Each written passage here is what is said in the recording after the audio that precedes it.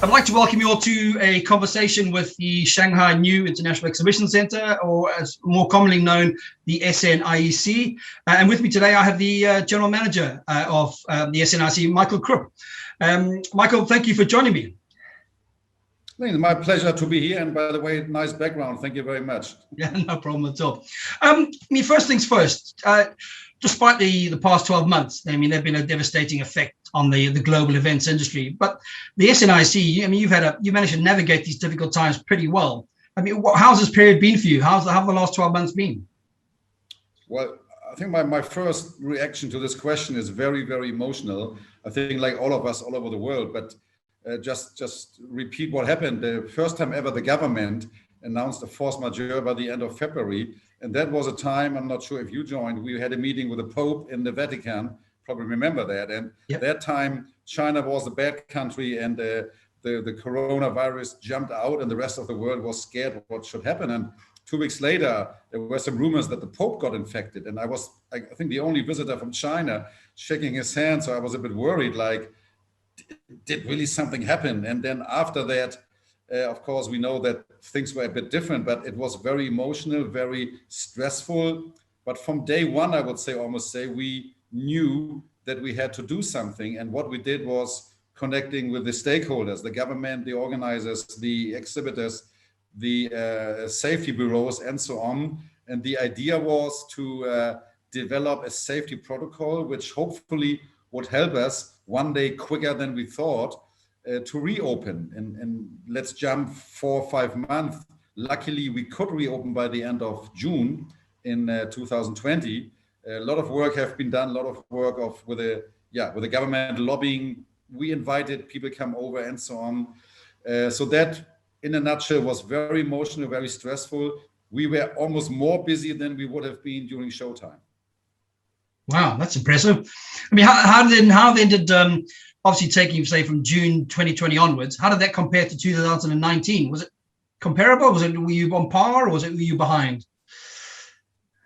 Well, you could compare it, but you better should not, because the numbers tell a different story.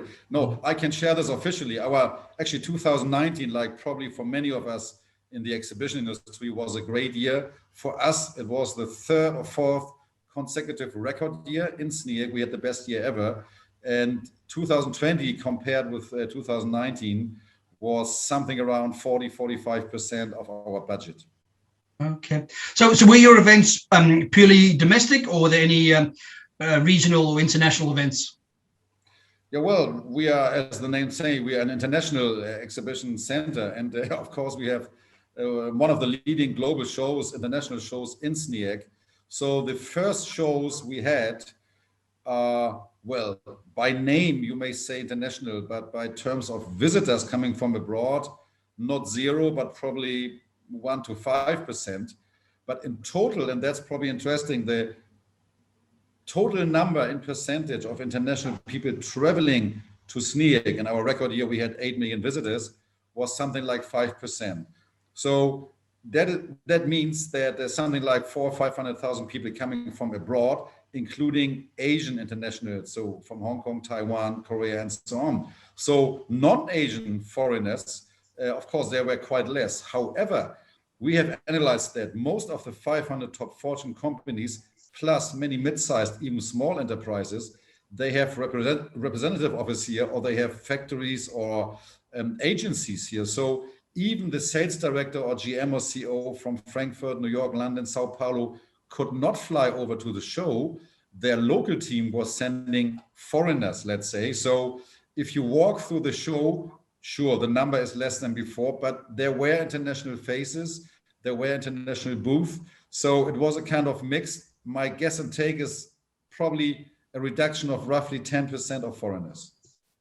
That's not bad. That's pretty impressive during this time. Yeah. What are the biggest challenges been for yourselves in the last 12 months, and what kind of help? You touched on you're obviously lobbying with the government. Have you had much support on that side? Well, absolutely. The Chinese, the local government did a fantastic job, not taking us as the most important industry, as we know from other countries. Of course, every industry thinks they're the most important. And of course, we did lobbying and explaining the economic impact on the industry and so on. but we were not on top of the list. So the challenges were really to convince the decision makers that we are safe.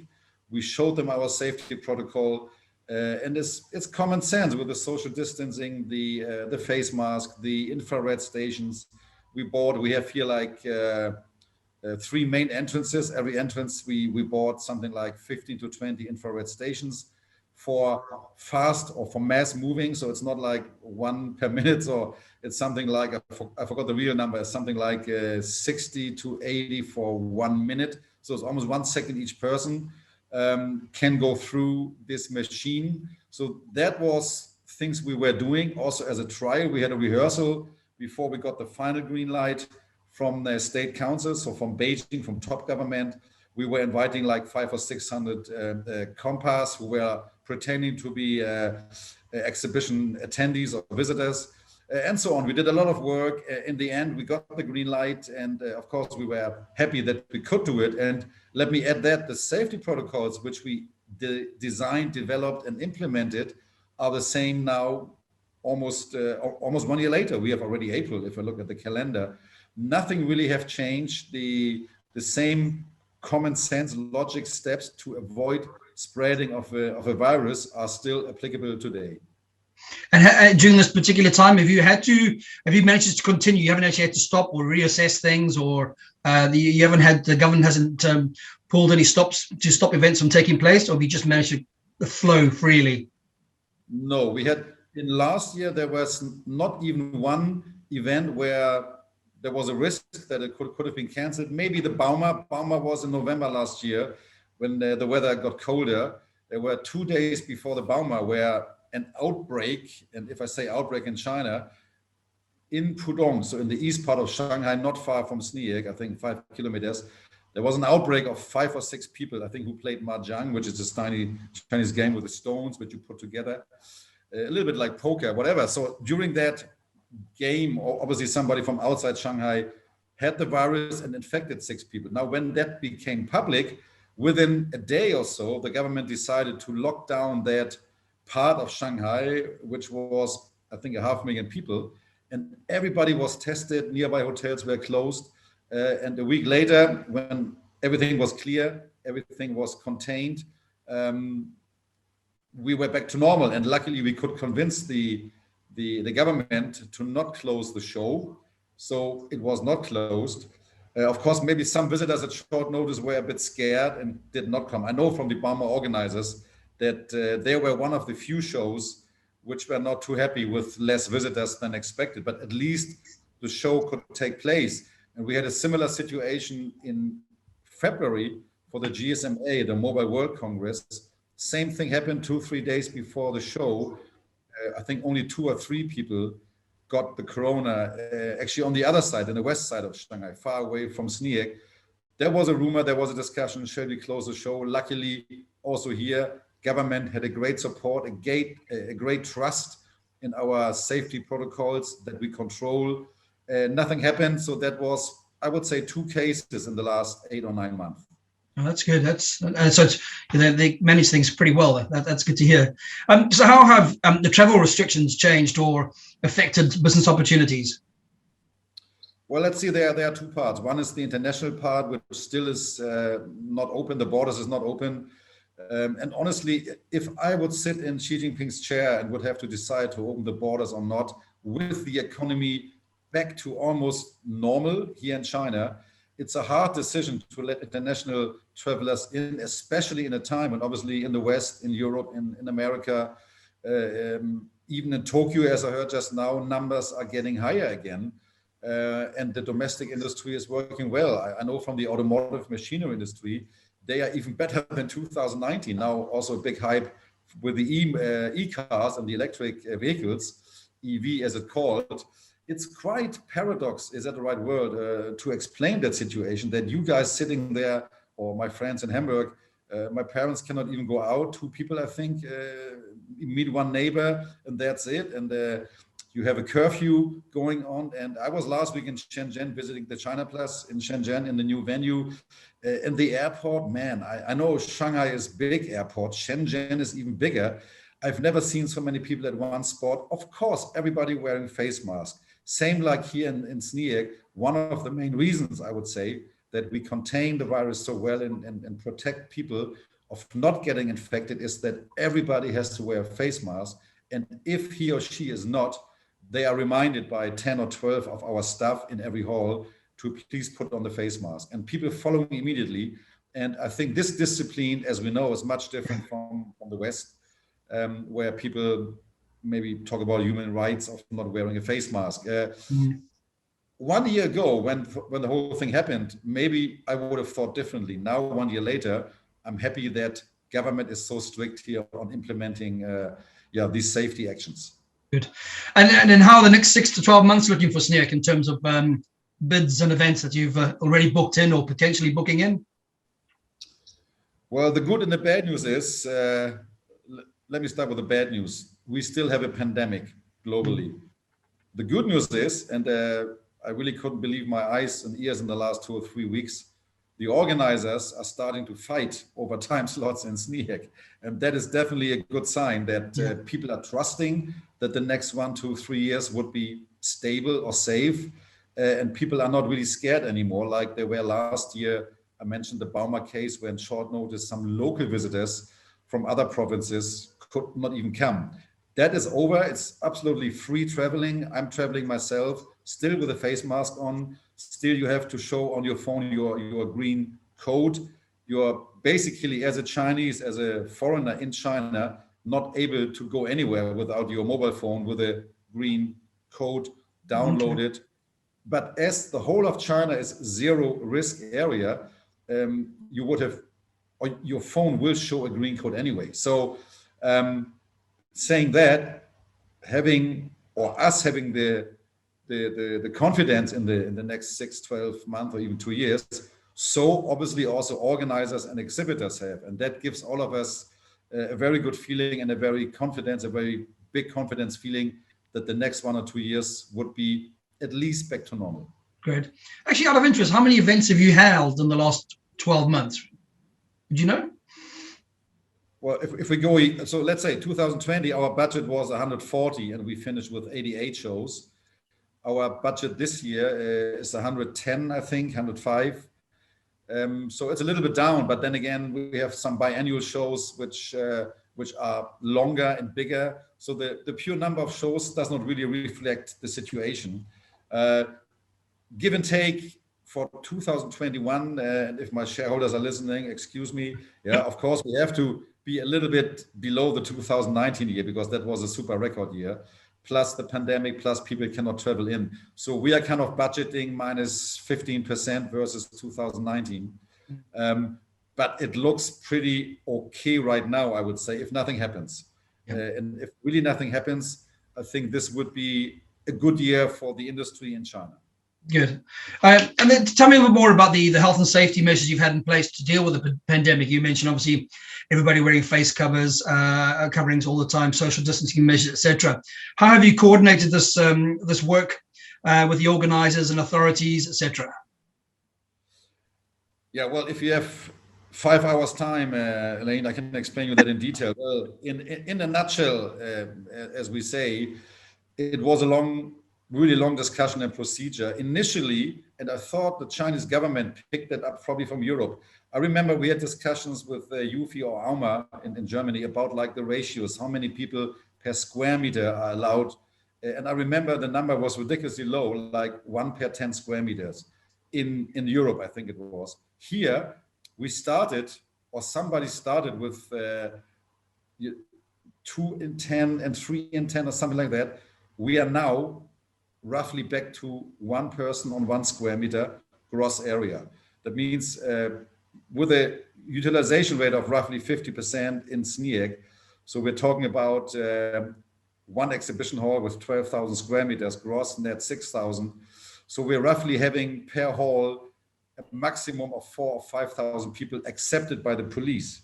And that is a number which was pre-corona. So basically in terms of the ratio, nothing has changed. Now, what has changed, of course, is the safety procedures, the protocols. So people coming to SNIEC, downloading outside the halls the green code to be allowed to come in. Then only pre-registered people are allowed to come in. And this is handled by a face recognition camera. Okay, we are here in China, not in other parts of the world. That's pretty normal that this kind of technology is used. The people here in China, the consumers, the visitors, they are used to that already for many years. It's not something really new. In airports, train stations, on the streets, there are a lot of cameras where this technology is used, and it's working properly, it's working fine. And by this, you can also track back if somebody is faking an ID or is giving a wrong statement or whatsoever. So that is plus then temperature check, plus metal detectors, plus social distancing during queuing, plus a second face recognition check, and then you're allowed to go into the venue, of course, wearing your face mask. Plus we have outdoor tents, so in case somebody have over 37.3 degrees, I'm not sure how much Fahrenheit that is, but then they would be isolated, and we would call the ambulance or special ambulance, who would then bring that isolated person to a designed or designated hospital for a test. That happened in the last 8 months 2 times, and 2 times the temperature was higher, but both persons were tested negative, so nothing happened in SNIEC. Good. That's good. That's well controlled, that's for sure. In terms of China as a whole, how well do you think the country's coped with the pandemic, and what lessons do you think we can learn from this experience?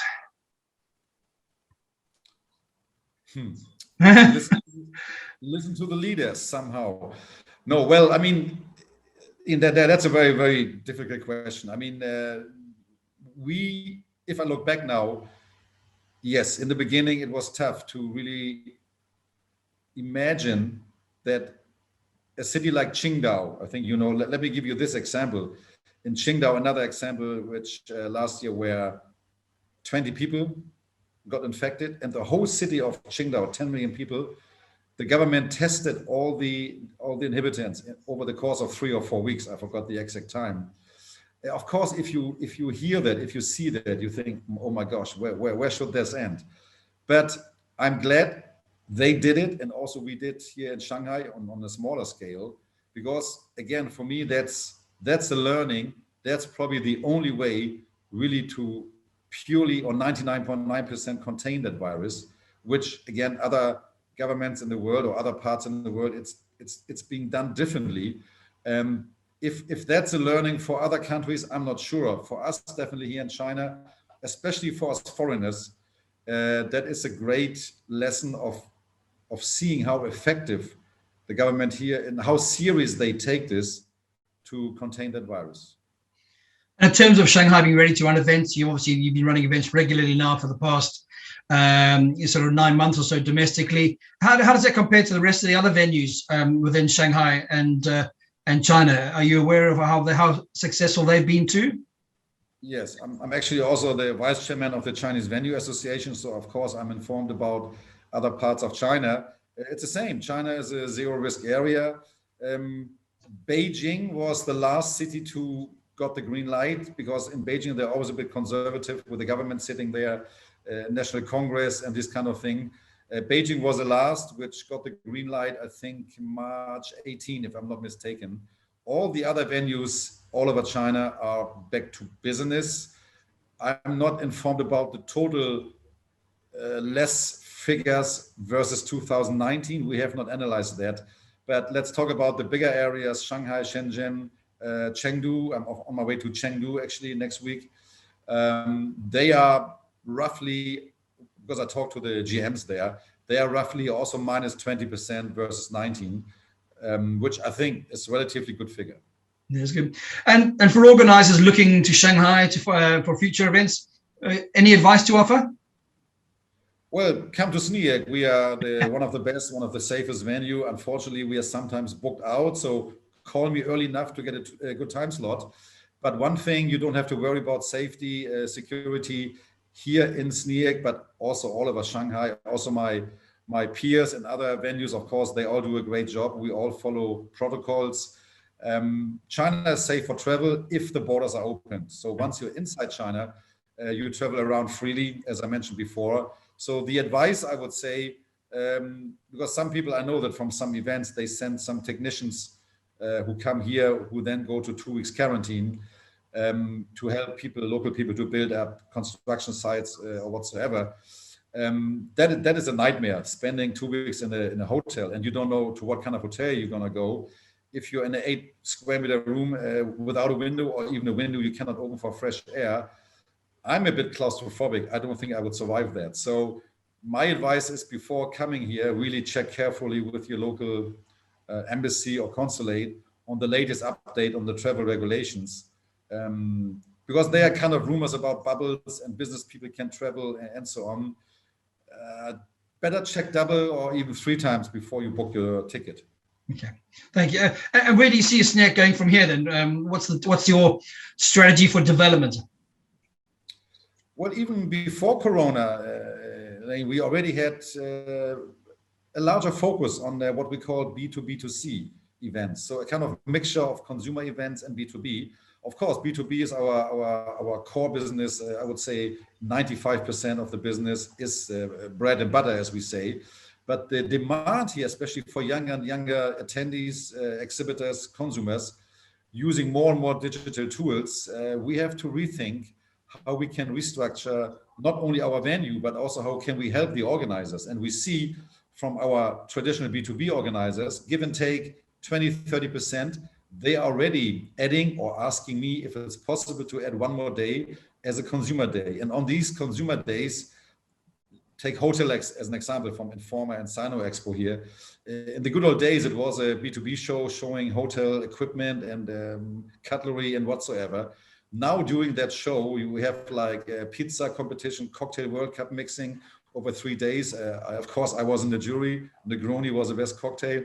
No, but that's more entertainment, excitement, what the visitors like to see. It's not the old boring days when you just go to the booth, do your business and look for new suppliers. The festivalization, we talked about this somewhere, I think on one CISO event a long time ago, already 4 or 5 years ago. To me, especially here in China, that is a big trend, which we, as I said before, already before Corona, are focusing on. And here in SNIEC, we did some investment on 5G, whole venue is 5G. We are building right now a VIP lounge. We are setting up an app, a SNIEC app, where you can digitally order food, even to be delivered to your booth. So we do already a couple of things to help to support this new trend. And I'm very positive that this will stay for the next years to come.